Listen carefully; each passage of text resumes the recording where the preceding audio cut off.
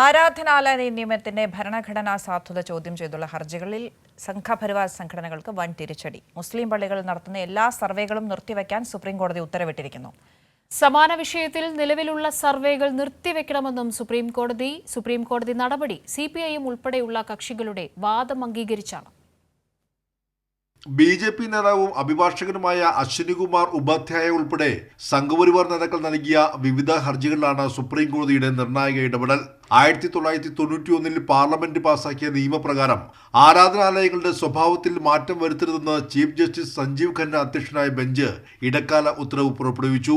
നിലവിൽ കീഴ്ക്കോടതി ഉത്തരവുകളുടെ അടിസ്ഥാനത്തിൽ മുസ്ലിം പള്ളികൾ നടത്തുന്ന എല്ലാ സർവേകളും നിർത്തിവെക്കാനും സുപ്രീം കോടതി ഉത്തരവിട്ടു. കീഴ്ക്കോടതികളിൽ സമാനമായ പുതിയ സ്യൂട്ട് ഹർജികൾ എത്തിയാൽ അന്തിമ തീർപ്പ് വരുന്നവരെ തുടർ നടപടി പാടില്ലെന്നും വ്യക്തമാക്കി.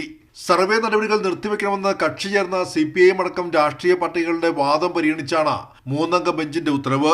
വിഷയത്തിൽ കേന്ദ്രം സത്യവാങ്മൂലം സമർപ്പിച്ചിട്ടില്ലെന്ന് സുപ്രീം കോടതി ചൂണ്ടിക്കാട്ടി. സോളിസിറ്റർ ജനറൽ 4 ആഴ്ച സമയം ചോദിച്ചതോടെ കേസ് പിന്നീട് പരിഗണിക്കാനായി മാറ്റി.